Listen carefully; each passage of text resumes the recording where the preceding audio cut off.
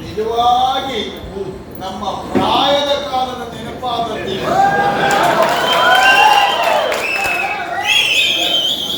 ನೀನು ಮಾಡಿರುವಂತಹ ಸಂಖ್ಯೆಯನ್ನು ನೋಡಿ ಬರುತ್ತಿರುವಂತಹ ನನ್ನ ರಥವನ್ನ ತಡೆದು ನಿಲ್ಲಿಸಿದೆ ನೀನು ಎನ್ನುವುದನ್ನು ನಾನು ಅರ್ಥ ಮಾಡಿಕೊಂಡೆ.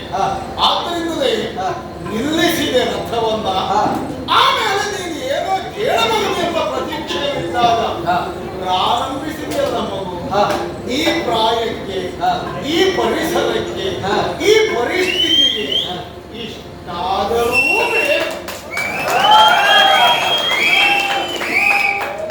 ನಿನ್ನೆಲ್ಲ ಮಾತಿಗೂ ನಾನು ಉತ್ತರ ಕೊಡುವುದಕ್ಕೆ ಸಿದ್ಧರಾಗಿ ನಿಂತಿದ್ದೇನೆ. ಉತ್ತರ ಕೊಡುವ ಮೊದಲು ನನ್ನದೊಂದು ಸಣ್ಣ ಪ್ರಶ್ನೆ. ಪ್ರಶ್ನೆ ನಮಗೆ ಅದು ಕೇಳಿ ಕೇಳಿಯೇ ನಾವು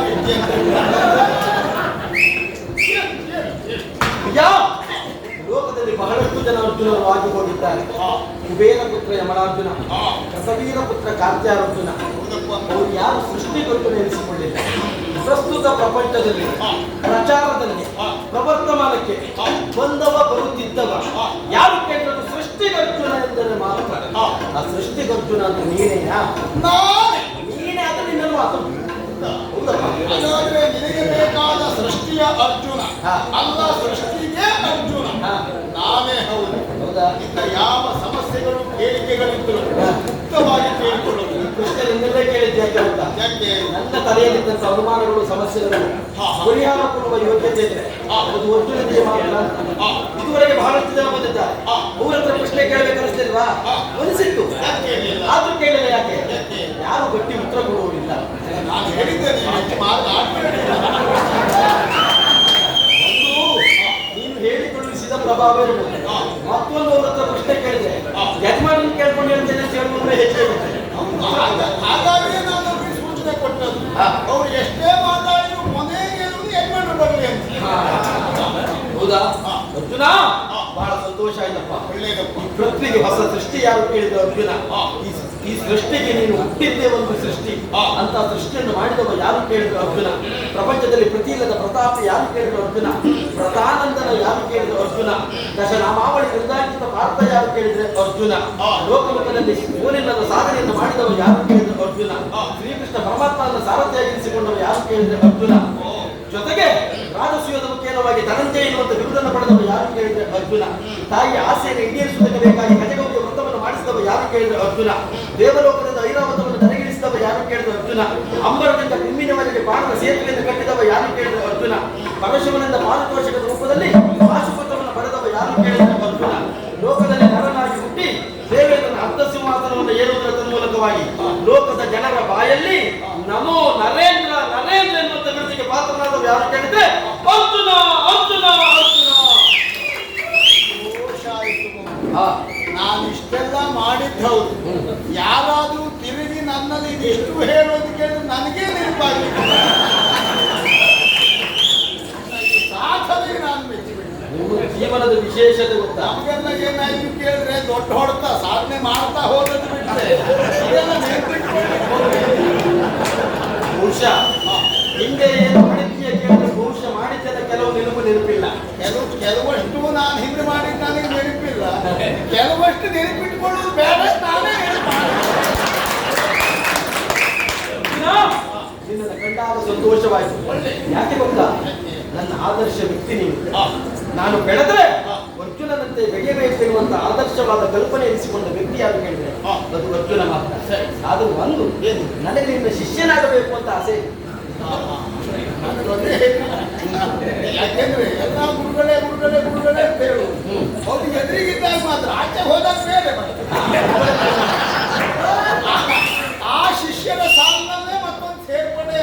ನಾನು ಯಾಕೆ ಶಿಷ್ಯ ಅಂತ ಹೇಳುವುದು? ಲೋಕದಲ್ಲಿ ಎಲ್ಲರಲ್ಲಿ ಬಹಳಷ್ಟು ಜನ ನಿನ್ನ ಪ್ರಭಾವ ವಲಯದ ಕ್ಷೇತ್ರದಲ್ಲಿ ನಿನ್ನ ಅನುಕರಣೆಯನ್ನು ಮಾಡಿ ನಿನ್ನ ಪ್ರೇತಾತ್ಮಗಳು ಒಂದಲ್ಲಿ ಓಡಾಡ್ತಾ ಇದ್ದವರನ್ನ ನಾವು ಇಂಥವ್ರೆ ಹೇಳ್ಕೊಳ್ತಿದ್ವು. ಅವ್ರ ಸಾಲಿಗೆ ನಾನು ಬೇಡ. ನಾವು ಅದನ್ನು ಆಕ್ಷೇಪಿಸ್ತೀವಿ.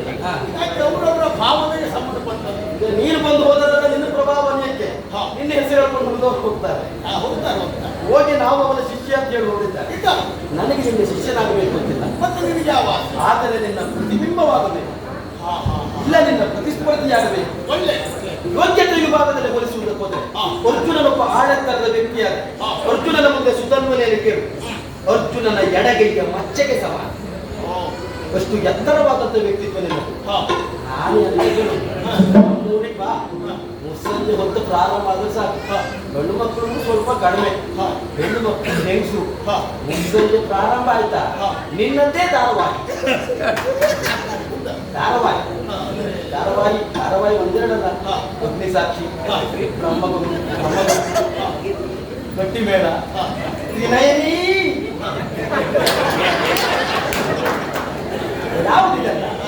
ನಿನ್ನ ಕಥೆಗಳನ್ನೆಲ್ಲ ಸೇರಿಸಿ ಅದನ್ನೊಂದು ಧಾರಕೋಪಾದಿಯಲ್ಲಿ ಮಾಡಿ ವಾಹಿನಿ ಉಪಾದಿಯಲ್ಲಿ ಹೇಳ್ತಾ ಹೋಗುದು. ಧಾರಾವಾಹಿ ಮಾತ್ರ ಮುಂದೆ ಸಾಗುದೇ ಇಲ್ಲ, ಅತಿ ನಮ್ಮ ಗಂಡು ಮಕ್ಕಳಿಗೆ ಆಗುದಿಲ್ಲ. ಇವತ್ತಿಂದ ಇಲ್ಲಿಗೆ ಬಂದ ಅವತ್ತಿಗೆ ಬರ್ತಾ ಇರ್ತವ, ಏನ್ ಮಾಡ್ತಾ ನಾಳೆ ಸಂಜೆ ನೋಡ್ತಾರೆ. ಆದ್ರೂ ಅಲ್ಲ ನಿಮ್ಮಂತ ಗಂಡು ಮಕ್ಕಳು ಏನು ಆಗುವುದಿಲ್ಲ ಅಂತ ಒಂದು ತೆಗೆದಾಕ್ಬೇಕು ನಿಮ್ ಕೈಲಾಗುದಿಲ್ಲ. ಇನ್ನಷ್ಟು ಅನುಭವ ಆ ವಿಭಾಗದಲ್ಲಿ ನಮಗಿಲ್ಲ. ಸಂಚಿಕೆ 6 ತಿಂಗಳು ಆದ್ರೂ ನೀವು ಸಹಿಸಿಕೊಳ್ಳು. ಮನೆಯೊಳಗೆ ನಿಮಗೆ ಊಟ ಮಾಡಬೇಕು, ನೀವು ಅದಷ್ಟು ಸಹಿಸಬೇಕು. ಇಲ್ಲ, ನಿನ್ನ ಕಥೆ ಮುಗಿಯುವುದರೊಳಗೆ ನಾವು ಕೂಡಿರೇ ಇಲ್ಲ. ಯಾಕೆ ನಿನ್ನ ಕುರಿತಾಗಿ, ನಿನ್ನ ಜೊತೆಗೆ ಶ್ರೀಕೃಷ್ಣ ಪರಮಾತ್ಮ ಕಥೆ ಇರುವ ಕುರಿತಾಗಿ ಕೇಳಿ ಹರಿತೀರ್ಥನೆಯನ್ನು ಕೇಳುವುದು, ಅರ್ಜುನನ ಕುರಿತಾಗಿ ಕೀರ್ತಿ ವಾರ್ತೆಯನ್ನು ತಿಳಿಯುವುದು, ವಿಶೇಷವಾಗಿ ಅಭ್ಯಾಸವನ್ನು ಹೊಂದಿಕೊಂಡವರಿದ್ದಾರೆ. ಜೊತೆಗೆ ನಿನ್ನ ಬಗ್ಗೆ ವಿಷಯವನ್ನ ಕಲೆ ಹಾಕ್ತಾ ಜೊತೆಗೆ ನನ್ನ ಬಗ್ಗೆ ಕೇಳಿದಾಗ ನಾವು ಇವತ್ತಿನ ಈ ಕ್ಷಣದವರೆಗೆ ನಮ್ಮ ಊರನ್ನು ಬಿಟ್ಟು ಆಚೆ ಹೋದವರೇ ಅಲ್ಲ. ನಿನ್ನ ಬಗ್ಗೆ ಕೇಳಿದ್ರೆ ನೀನು ಒಂದ್ ದಿವಸ ನಿಮ್ಮ ಮನೇಲಿ ಇದ್ದವನೇ ಅಲ್ಲ. ನಮ್ಮ ಮನೆಯಲ್ಲಿದ್ದವನ ಅಲ್ಲ ಅಂತ ಹೇಳಿದ್ರೆ ತ್ರಿಲೋಕ ವಿಜಯ ಹಾಗೆ ಮತ್ತೆ ಓದಿಲ್ಲದೆ ಇದ್ದರೆ ಪತ್ರಮಲ್ಲೇ ಇರ್ತಿದ್ದೇನೆ. ಲೋಕ ವಿಜಯ ಇಲ್ಲಿಯವರಿಗೆ ನಮ್ಮ ಬಗ್ಗೆ ಎಷ್ಟು ಗೊತ್ತುಂಟು ಎಂದು ನಮ್ಗೆ ನೀನು ಬರುವುದಕ್ಕಿಂತ ಮುಂಚೆ ನೀನು ಪ್ರಚಾರ ಹೆಚ್ಚುಂಟು. ಹಾಗಾಗಿ ನೀನು ಒಂದು ಪ್ರತಿಷ್ಠಾಪನೆ ಮಾಡುತ್ತಾರೆ ತ್ರಿಲೋಕ ವಿಜಯ ಪಾರ್ಥ. ಲೋಕ ವಿಜಯಿ ಪಾರ್ಥ. ಹಾಗಾಗಿ ಸೃಷ್ಟಿ ಅರ್ಜುನ ಎಂದರೆ ನೀನೆಯ, ನಿನ್ನಷ್ಟವನ್ನ ಕಟ್ಟಿಕೊಂಡವರು ನಾವಯ್ಯ. ಗೊತ್ತಾಯ್ತು. ಇಷ್ಟೆಲ್ಲ ಯೋಗ್ಯತೆ ಇರುವಂತ ನಿನಗೆ ಒಂದೇ ಒಂದು ಬಹಳ ಬೇಗ ಉತ್ತರಿಸಬೇಕು. ನನಗಿದ್ದಷ್ಟು ಸಮಯವೂ ನಿನಗಿಲ್ಲ, ನಿನಗೆ ಸ್ವಲ್ಪ ಸಮಯದಲ್ಲಿ ನಾವು ಕೊಟ್ಟುಕೊಂಡಿರುವಂತ ಅಶ್ವಬಲಿ ಬಿಟ್ಟು ಕೋಪೆ ಬಿಡಿಸುವೆನೆಂಬ ಪ್ರಿಂಟವು ಅದೊಂದು ಆಗುವುದಿಲ್ಲ. ಯಾವುದು? ನೀನು ಸೃಷ್ಟಿಗೆ ಅರ್ಜುನನೋ ಅಂತ ಕೇಳುವಾಗ ಯಾವ್ಯಾವ ರೀತಿಯಲ್ಲೆಲ್ಲ ಕೇಳ್ತೀನಿ. ನಾನು ಗೊತ್ತಿದ್ದಲ್ಲಿ ಏನಾದ್ರು ಆಕ್ಷೇಪ ಮಾಡಿದ್ದೇನೆ ಇಲ್ಲ. ನೀನು ಕೇಳುವಾಗ ಇಷ್ಟು ಸಮಯ ತೆಗೆದುಕೊಂಡು ಈಗ ನೀನು ತಟ್ಟನೆ ಹೇಳುತ್ತೆ. ನೀನೇ ಇನ್ನು ಇಷ್ಟು ಮಾಡಿದ ಮೇಲೆ ನಾನು ಎಷ್ಟು ಅಂತ ತೋರಿಸ್ಬೇಕು.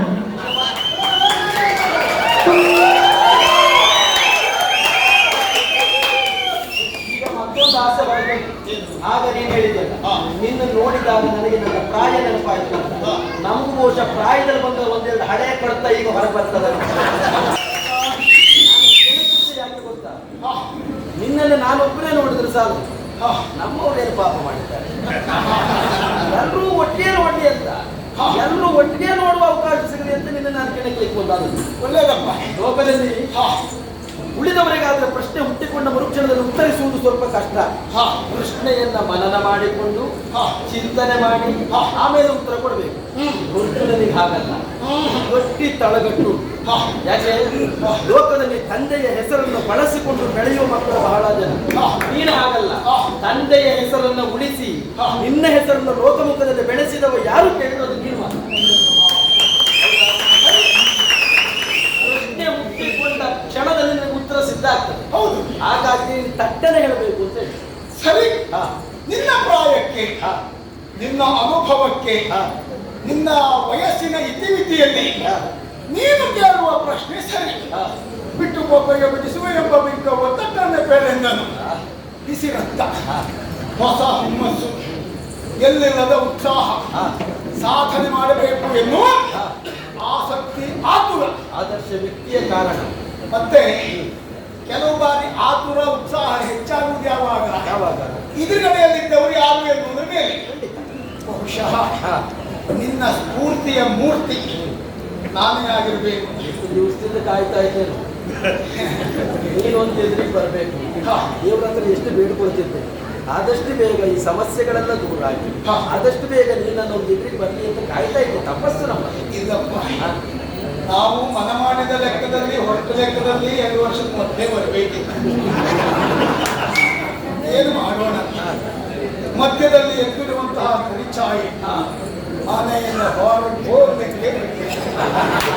ಹಾಗಾಗಿ ಅಶ್ವಮೇಧವನ್ನು ಕೈಗೊಳ್ಳುವ ಅನಿವಾರ್ಯತೆ ಇದ್ದರೂ ಅಂತರ ಕಾಪಾಡಿಕೊಳ್ಳಿ ಎನ್ನುವುದು. ಹಾಗಾಗಿ ನಾನು ಮನೆಯಲ್ಲಿದ್ರು ಸುಮ್ಮನೆ ಕೂತ್ಕೊಳ್ಳುವ ಅಲ್ಲ ನೀವು. ಅಯ್ಯೋ, ನಾನು ನನ್ನಂಥವನು ಮನೆಯಲ್ಲಿದ್ದಾಗ ಸುಮ್ಮನೆ ಕುಳಿತುಕೊಂಡ್ರೆ ಪ್ರಪಂಚವೇ ನಿಷ್ಕ್ರಿಯ ಆಗಿ ಹೋಗ್ತದೆ ಅಲ್ವಾ? ಉಳಿದವರಿಗೆ ಮಾತ್ರ ಸುಮ್ಮನೆ ಕೂತ್ಕೊಳ್ಬೇಕು ಹೇಳುವುದನ್ನು ಬಿಟ್ಟು ನಮಗಲ್ಲ, ಹೇಳುವವರಿಗಲ್ಲ. ಅಲ್ಲವೇ ಅಲ್ಲ. ಹೇಳುವವರು ಎಲ್ಲ ಬೇಕಾದ್ರೂ ಕೂಡ ಅದರ ಅರ್ಥ ಉಲ್ಲಂಘನೆ ಮಾಡಿದ್ದೇವೆ ಅಂತಲ್ಲ, ನಾವೆಲ್ಲ ಮತ್ತೊಬ್ಬರಿಗೆ ಪ್ರೇರೇಪಣೆಯಾಗಿರುವವರಲ್ವೇನು. ಖಂಡಿತ. ಮೃಗ, ಓ ನೀನಾಡುತ್ತಿರುವ ಮಾತು ಕೇಳಿದ್ರಿ ನನಗೆ ಮಗು ಬರ್ತಾ ಇದೆ. ಯಾಕೆ?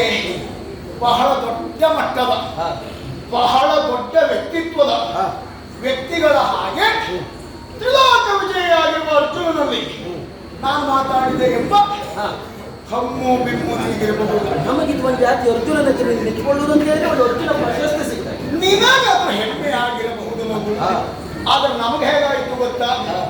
ಹುಡುಗ ನೀನು ನಿನ್ನ ಬೆಡಗಿನ ನುಡಿಯ ಕಟ್ಟಿಲು ಅಜ್ಜನ ಕಾಲ ಮೇಲೆ ಕುಳಿತ ಸಣ್ಣ ಮೊಮ್ಮಗು ಒಂದು ತೊದಲು ನುಡಿಯ ಬಾಲಭಾಷೆ ಆಡಿದ ಹಾಗಾಯಿತು. ಒಂದು ಮಾತು ಗೊತ್ತುಂಟ ನಿನಗೆ? ಮೊಮ್ಮಗ ಹಾರುವುದು ಒಂದೇ, ಅಜ್ಜ ಊರುವುದು ಒಂದೇ.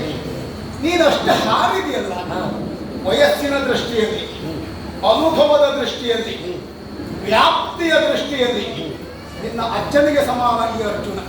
ತಿಳಿದಿದ್ದೇನೆ ನಾನು. ಅಜ್ಜನ ಹೆಗಲ ಮೇಲೆ ಕುಳಿತ ಮೊಮ್ಮಗನೊಬ್ಬ ತಾನು ಅಜ್ಜನಿಗಿಂತ ಎತ್ತರ ಇದ್ದೇನೆ ಎಂದು ತಿಳಿದುಕೊಳ್ಳುವುದಕ್ಕಾಗುವುದಿಲ್ಲ. ಎತ್ತರದಲ್ಲಿ ಅಜ್ಜನಿಗಿಂತ ಎತ್ತರವಾಗಬಹುದು. ಅಜ್ಜನಷ್ಟು ಜ್ಞಾನಿಯಾಗದೆ ಅಜ್ಞಾನಿಯ ಅಂತ ತಿಳ್ಕೊಳ್ಬೇಕಾದ್ದು ಮೊಮ್ಮಗ. ಈಗ ಅದಕ್ಕೂ ಹಾಗೆ ಅಜ್ಜನ ಕಾಲ ಮೇಲೆ ಕುಳಿತಂತ ಮೊಮ್ಮಗು ಆಕಾಶದಲ್ಲಿ ಚಂದ್ರನನ್ನು ನೋಡಿ ಆ ಚಂದ್ರ ನನಗೆ ಬೇಕು ಬೇಕು ಎನ್ನುವುದಾಗಿ ಹಠ ಹಿಡಿಯುತ್ತದೆ. ಮಗುವಿನದ್ದು ಹಠ ಎನ್ನುವುದು ಅಜ್ಜನಿಗೆ ಗೊತ್ತಿರ್ತದೆ, ಆದ್ರೆ ಮಗುವಿಗೆ ಸಮಾಧಾನ ಮಾಡುವುದಕ್ಕೆ ಆದಿತ್ತು. ಈಗ ಮಗನು ಬೆಳಿಗ್ಗೆ ಆದ ಕ್ಷಣ ತಂದು ಕೊಡ್ತೇನೆ. ಬೆಳಿಗ್ಗೆ ಆಗುವಾಗ ಮಗುವಿಗೆ ಚಂದ್ರನ ನೆನಪು ಮರೆತು ಹೋಗಿರ್ತದೆ. ನೀನಾಡಿದ ಮಾತು ಹಾಗೆ ಅಲ್ಲದೆ ಇದ್ರೆ ಸುಧನ್ವ, ನೀನು ಹೆಸರಿನಿಂದ ಸುಧನ್ವ, ಅಂಕಿತ ನಾಮ ನಿನಗೆ. ನಾನು ಅನ್ವರ್ಥ ನಾಮದಿಂದ ಸುಧನ್ವ. ಗೊತ್ತುಂಟು ಅಲ್ವಾ? ನಾನು ತಿಳ್ಕೊಂಡದ್ದು ನಾನು ಮಾತ್ರ ಸುಧನ್ವ ಇಲ್ಲಪ್ಪ.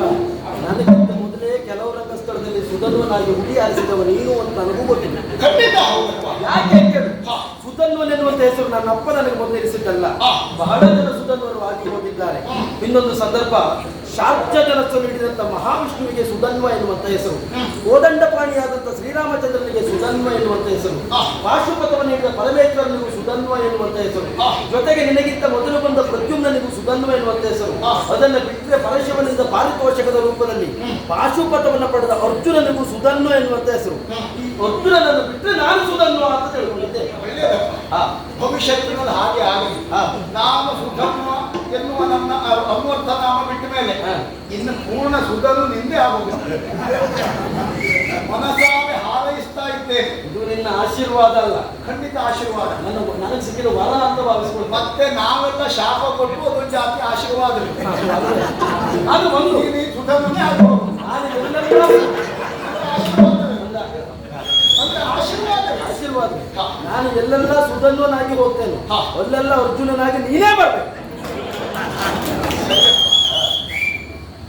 ನನಗೆ ಆ ತಲೆ ಬಿಸಿ ಅಲ್ವೇ? ಅರ್ಜುನನಾಗಿ ನಾನು ಬರ್ತೇನೆ. ಅರ್ಜುನ್ ನೀನೇ ಸರಿ, ಮತ್ತೆ ಬೇರೆ ಬರ್ಲಿಕ್ಕೆ ನಿನಗೆ ಯೋಗ ಇದ್ರೆ ನನಗೆ ನಿನ್ನ ಜೊತೆಯಲ್ಲಿಯೇ ಆಗಬೇಕು ಅರ್ಜುನ ಎನ್ನುವ ತುಡಿತ ಇದ್ರೆ ನೀನು ಸುಧನ್ವ ಆದಲ್ಲೆಲ್ಲ ನನ್ನನ್ನು ಕರೆಸ್ಕೊಳ್ಳುವಷ್ಟು ಒಳ್ಳೆ ಗುಣ ಕೊನೆಯವರೆಗೂ ನಿನ್ನದು.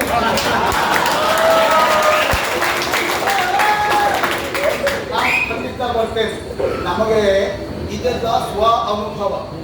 2 ಬಾರಿ ಕರೀತಾರೆ, ಅವನು ತುಂಬಾ ಒಳ್ಳೇದು ಮಾಡಿದಂತ.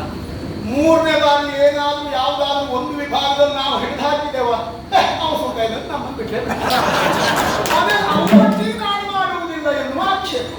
ಲೋಕದಲ್ಲಿ ಅರ್ಜುನನನ್ನು ವಿರೋಧಿಸುವ ವರ್ಗ ಬಹಳ ಉಂಟು. ಇಲ್ಲ ಅಂತ ನಾನು ಹೇಳುವುದಿಲ್ಲ. ಒಬ್ಬ ವ್ಯಕ್ತಿಯನ್ನು ವಿರೋಧಿಸುವುದು ಯಾವಾಗ ಹೇಳಿ, ಅವನ ಮುಂದೆ ನಮ್ಮದ್ದೇನು ನಡೀದೇ ಇದ್ದಾಗ ಮಾತ್ರ ಮತ್ತೊಬ್ಬನನ್ನು ವಿರೋಧಿಸುವುದಕ್ಕೆ ನಾವು ಮುಂದುವರ್ತೇವೆ.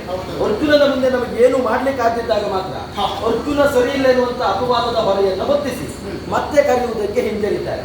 ಆದ್ರೆ ನಾನು ಹಾಗಲ್ಲ. ನನ್ನ ಆದರ್ಶ ವ್ಯಕ್ತಿಯ ನೀನು ಅಂತಾದ್ಮೇಲೆ ನಿನಗೆ ಬೇಕಾದ್ರೆ ದೇವಸ್ಥಾನ ಕಟ್ಟಿಸ್ಲಿಕ್ಕೂ ನಾ ಸಿದ್ಧ ಇದ್ದೆ. ನಿನ್ನ ಆಶಯವನ್ನು ಸಂಪೂರ್ಣವಾಗಿ ನಾನು ಪುರಸ್ಕರಿಸ್ತೇನೆ. ಆದ್ರೆ ನಿನ್ನ ಮಾತನ್ನು ನಾನು ಆಕ್ಷೇಪಿಸ್ತೇನೆ. ಅಂದ್ರೆ ಈ ದಿವಸ ಆಡಿದ ಮಾತು, ಹುಡುಗ ನೀನು ನಿನ್ನ ಬೆಡಗಿನ ನುಡಿಯ ಕಟ್ಟಿಡು. ನೀವೆಲ್ಲ ಹುಡುಗರು ಹಾಳಾದದ್ದು ಗೊತ್ತಾ? ಯಾವುದನ್ನ ಬಿಚ್ಚಿಡ್ಬೇಕಿತ್ತೋ ಅದನ್ನು ಕಟ್ಟಿಡ್ತೀವಿ, ಯಾವುದನ್ನ ಕಟ್ಟಿಡ್ಬೇಕಿತ್ತೋ ಅದನ್ನು ಬಿಚ್ಚಿಡ್ತೀವಿ. ಹಾಗಾಗಿ ಎಲ್ಲ ಅವಸ್ಥೆಗಳು ಹೀಗೆ ಒದಗಿ ಬರುವುದು. ಅದಕ್ಕೆ ಈಗ ನೀವು ಮಾಡಬೇಕಾದದ್ದೇನು? ನಮ್ಮ ಕುದುರೆಯನ್ನು ಕಟ್ಟಿದ್ದೀರಲ್ಲ, ಆ ಕುದುರೆಯನ್ನು ಬಿಟ್ಟಿಡು. ಆಮೇಲೆ ಕಪ್ಪ ಕಾಣಿಕೆಗಳನ್ನ ಕೊಡು, ಧನವನ್ನು ಕೊಡು. ಅಷ್ಟೇ ಅಲ್ಲ, ಈ ನಿಮ್ಮ ಪಡೆ ಸಹಿತವಾಗಿ ನಮ್ಮ ಜೊತೆಗೆ ಬನ್ನಿ. ಇಲ್ಲಿಗೆ ನಮ್ಮ ಹಸ್ತಿನಾವತಿಗೆ ಬನ್ನಿ. ನಿಮಗೆಲ್ಲ ನಾವು ಆಶ್ರಯವನ್ನ ಬದುಕಿಗೆ ಅರ್ಥವನ್ನು ಕಲ್ಪಿಸಿಕೊಡ್ತೇನೆ. ಇಲ್ಲಿ ನೀವು ಉಳಿದಿರಿ ಅಂತ ಆದ್ರೆ ಚಂಪಕಾವತಿಗಷ್ಟೇ ಸೀಮಿತವಾದಿರಿ, ಅಥವಾ ಭೂಲೋಕದ ಮತ್ತೊಬ್ಬ ಅರಸುಮರವನ್ನು ನೀವು ಸೇರಿದಿರಿ ಅಂತಾದ್ರೆ ಭೂಲೋಕಕ್ಕಷ್ಟೇ ಸೀಮಿತವಾದಿರಿ. ತ್ರಿಲೋಕ ವಿಜಯಿಯಾಗಿರುವಂತಹ ಅರ್ಜುನನನ್ನ ಸೇರಿದ್ರಿ ಅಂತಾದ್ರೆ 3 ಲೋಕದಲ್ಲಿಯೂ ಖ್ಯಾತಿಯನ್ನ ಗಳಿಸುವುದಕ್ಕೆ ಸಾಧ್ಯ. ನಿನ್ನ ಮಾತು ಸುಳ್ಳು ಅಂತ ಹೇಳುವುದಿಲ್ಲ. ನಿಮಗೆ ಅನುಮಾನ ಇದ್ರೆ ಒಂದು ಅಷ್ಟು ತಿರುಗಾಟ ಮಾಡಿ ನೋಡಿ. ಅನುಮಾನ ಉಂಟ, ಒಂದಕ್ಕಿಂತ ಹೆಚ್ಚು ನಾವು ತಿರುಗಾಟ ಮಾಡುವುದಿಲ್ಲ ಅಂತ. ನನಗೆ ಅನುಮಾನ ಇಲ್ಲಪ್ಪ, ನನಗೆ ಖಂಡಿತ ಭರವಸೆ ಉಂಟು. ಒಂದಕ್ಕಿಂತ ಹೆಚ್ಚು ತಿರುಗಾಟ ಮಾಡ್ಲಿಕ್ಕೆ ಬಿಡುವುದಿಲ್ಲ ಜನ. ಹಾಗಾಗಿ ನಾನು ಈಗ ಏನ್ ಮಾಡ್ತೇನೆ ಹೇಳುವಾಗ ಒಂದೇ ವರ್ಷ ಮತ್ತೆ ಯೋಗ ಇದ್ದು ಮುಂದುವರಿಬೇಕು. ಹಾಗಾಗಿ ಈ ರೀತಿ ಆಗ ನನ್ನನ್ನು ಒಡಗೂಡಿಕೊಂಡು ಬಂದೆ ಅಂತ ಆದ್ರೆ ನಿನ್ನನ್ನು ನಾನು ಸಲಹುತ್ತೇನೆ. ಬಾಯಿ ಮೂಢನೆಂಬೆನೆ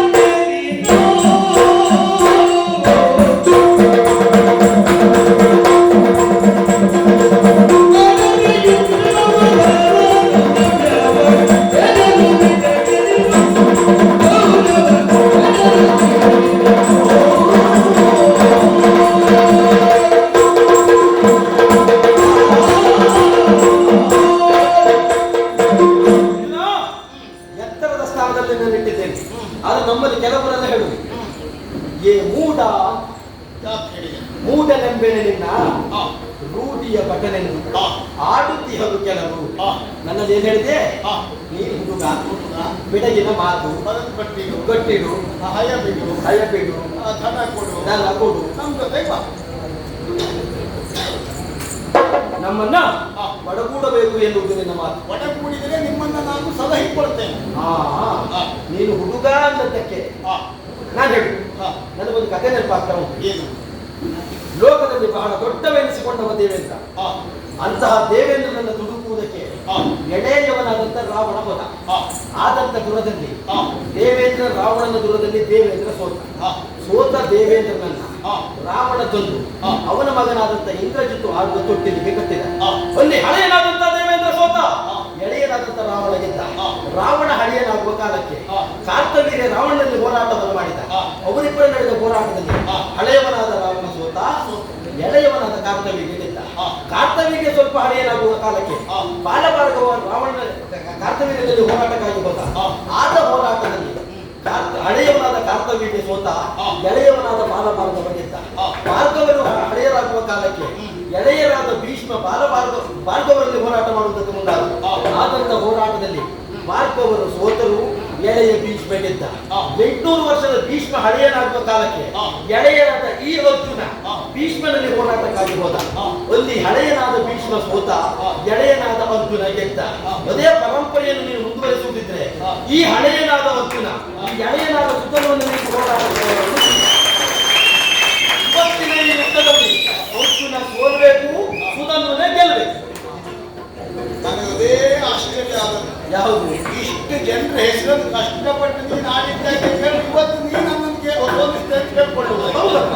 ಸುಮ್ಮನೆ ಪುರಾಣದ ಕಥೆಗಳೆಲ್ಲ ಬದುಕಿಗೆ ಅದು ಆದರ್ಶ ಅಲ್ಲ, ಅನ್ವಯ ಅಲ್ಲ. ಹೀಗಂತೆ ಎನ್ನುವುದನ್ನು ಕೇಳಬಹುದು. ಅವರೆಲ್ಲ ಅಲ್ಲಿ ಸಾಯುವಲ್ಲಿ, ಸೋಲುವಲ್ಲಿ, ಇವರು ಗೆಲ್ಲುವಲ್ಲಿ ಒಲವೋ ಅವರು ಪಡೆದಿರುವಂತಹ ಶಾಪವೋ ಕಾರಣವಾಗಿತ್ತು. ಹಾ. ನಾವೇನು ಸುಧರ್ಮನ ಕೈಯಲ್ಲೇ ಚಂಪಕಾವತಿಯ ಸೋಲ್ತೇನೆ ಶಾಪವೂ ಇಲ್ಲ, ಬರವೂ ಇಲ್ಲ ನಮಗೆ. ಹೌದಾ? ಅದಾದ್ರೆ ಮಾಡದ ಯುದ್ಧವ, ಹಣವನ್ನು ದ್ರವ್ಯವಾಗಿ ಕೇಳ್ತಾ ಇದೆಯಲ್ಲ, ಇದು ನಿನಗೆ ತರಬೇಕು.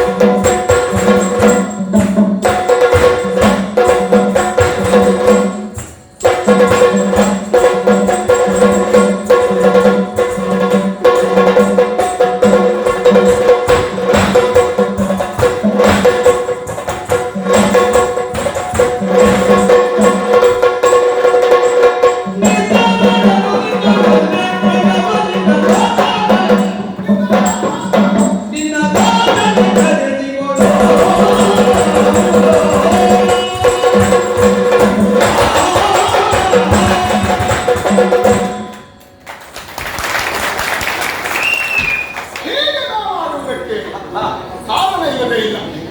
ಈ ರಾಜನೀತಿ ಎನ್ನುವುದೊಂದು ಸಾಲಿ ಕೊಂದರೆ ಪಾಪ ಇಲ್ಲ. ಸುರರು ಮೆಚ್ಚುವ ದರದಲ್ಲಿ ಹೋರಾಟವನ್ನು ಮಾಡಿದ್ದೆ ಹೌದು ಅಂತಾದ್ರೆ ಯಾರಿಗೂ ಯಾವ ಪಾಪದ ಲೇಪ ಉಂಟಾ? ನೀ ತರಣನು ನಿನ್ನಲ್ಲಿ ಯುದ್ಧ ಮಾಡುವುದು ನಮ್ಮಂತ ಪ್ರಾಜ್ಞನಿಗೆ ಸರಿಯಾದ ವ್ಯವಹಾರ ಅಲ್ಲ. ಆದ್ರಿಂದ ಒಂದು ಕೆಲಸ ಮಾಡಿ, ಯುದ್ಧ ಬೇಡ, ನಿನ್ನ ಅಪ್ಪನನ್ನ ಕರೆಯಿಸು, ಅವನೊಂದಿಗೆ ಹೋರಾಟ ಮಾಡ್ತೇವೆ.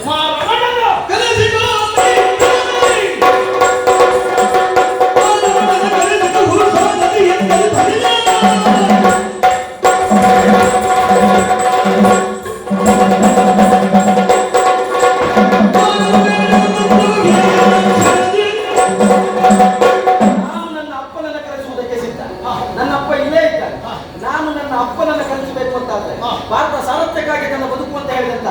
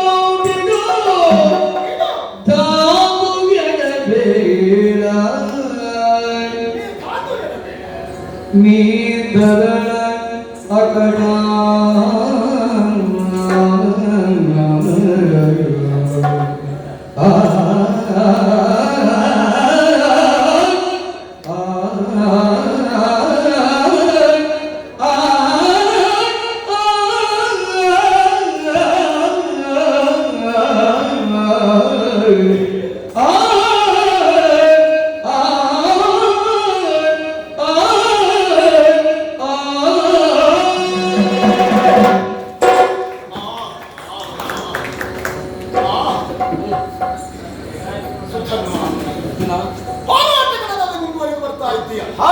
ನಿನ್ನ ಮಗು ಹಾಪುರಿ ಶಾಬಾಷ್ ಮೆಚ್ಚಿದ್ದೇನೆ. ನಿನ್ನ ಕುರಿತಾಗಿ ನನಗೆ ಎಂದಿಲ್ಲ ಹೆಮ್ಮೆ.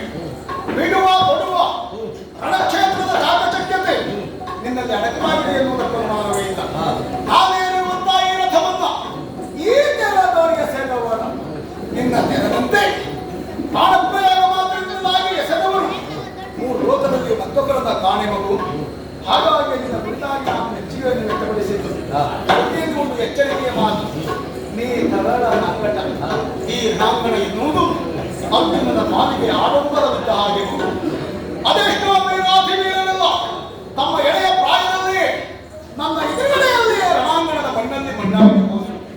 ಭದ್ರ ಭವಿಷ್ಯತ್ತಿನಲ್ಲಿ ಭದ್ರವಾದಂತಹ ಬದುಕನ್ನು ಸಾಗಿಸಬೇಕಾದ ಎಳೆಯ ಕರ್ತವ್ಯಗಳು ಹೋರಾಟದ ಕಾಂಕ್ಷೆಯಿಂದ ಸುನೀಗಿ ಬಿಟ್ಟು ಹೇಳಿದರೆ ನಡೆಯುವುದಿಲ್ಲ. ರಣಕ್ಷೇತ್ರ ಎನ್ನುವ ಉತ್ತರ.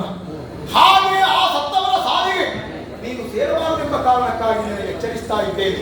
ನೀನಿನ್ನು ಸಾಧಿಸಬೇಕಾದದ್ದು ಬಹಳಷ್ಟಿದೆ. ನೀನಿನ್ನು ಏರಬೇಕಾದ ಎತ್ತರ ಇನ್ನಷ್ಟಿದೆ. ನಾವು ಬಂದಂಥವರ ಎದುರುಗಡೆಯಲ್ಲಿ ಶಾಬಾಷ್ ಎಂಬುದಾಗಿ ಕರೆಸಿಕೊಂಡು ವಿಜೃಂಭಿಸಬೇಕಾದವ ನೀನು. ಇಷ್ಟು ಬೇಗ ಬರಿದೇತ ಕಣಿದಪ್ಪೆ ಹೋಗು, ನಿನ್ನ ಅಪ್ಪನಿಗೆ ಹೋಗು. ನಿನಗೆ ಅರ್ಜುನನನ್ನು ಕಾಣಬೇಕು ಎನ್ನುವಂತಹ ಕಾಂಕ್ಷೆ ಇವತ್ತು ಈಡೇರಿದೆ. ಅಪ್ಪನಿಗೆ ಹೇಳು, ಅರ್ಜುನನ ಎದುರುಗಡೆಯಲ್ಲಿ ಶಾಬಾಷ್ ಎಂಬುದಾಗಿ ಕರೆಸಿಕೊಂಡಿದ್ದೇನೆ ಎನ್ನುವುದಾಗಿ. ನಿನ್ನ ಅಪ್ಪನನ್ನ ಕರೆಸು, ನೀನು ಹೋಗು. ಸಾಧನೆಗಳ ಸರದಾರನಾದಂತಹ ಅರ್ಜುನನ ಜೀವನದಲ್ಲಿ ರಾಜಸೂಯಾಪುರದಲ್ಲಿ ಧನವನ್ನು ಸಂಗ್ರಹಿಸಿದ್ದಂದಾಗ ಉಳಿದವರು ನಿನ್ನನ್ನು ಕರೆದದ್ದು ಯಾವ ಹೆಸರಿನಿಂದ ಗೊತ್ತಾ?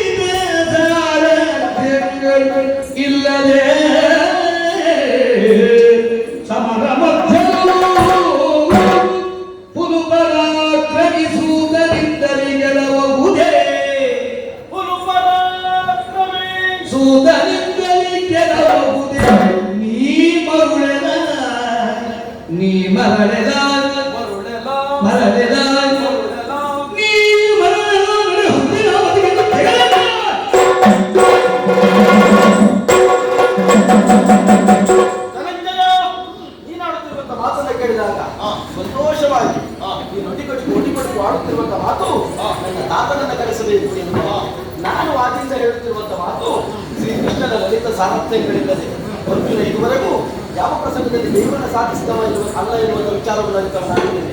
ಯತ್ರ ಪಾರ್ಥೋ ತತ್ರ ಶ್ರೀ ವಿಜಯ. ಪಾರ್ಥ ಸಾಮರ್ಥ್ಯಕ್ಕಾಗಿ ತನ್ನ ಬದುಕು ಅಂತ ಹೇಳಿದಂತಹ ಶ್ರೀಕೃಷ್ಣ ಪರಮಾತ್ಮನನ್ನ ಕರೆಸಿದ ವಿನಃ ಈ ಗುರು ಪರಾಕ್ರಮ ಸೂತ್ರದಿಂದ ಗೆಲ್ಲುವಾಗ ನನಗೆ ಸಾಧ್ಯ ಇಲ್ಲ. ಕೃಷ್ಣನ ಕರೆತೀಯ ಪಟ್ಟಿದ್ದೀಯ.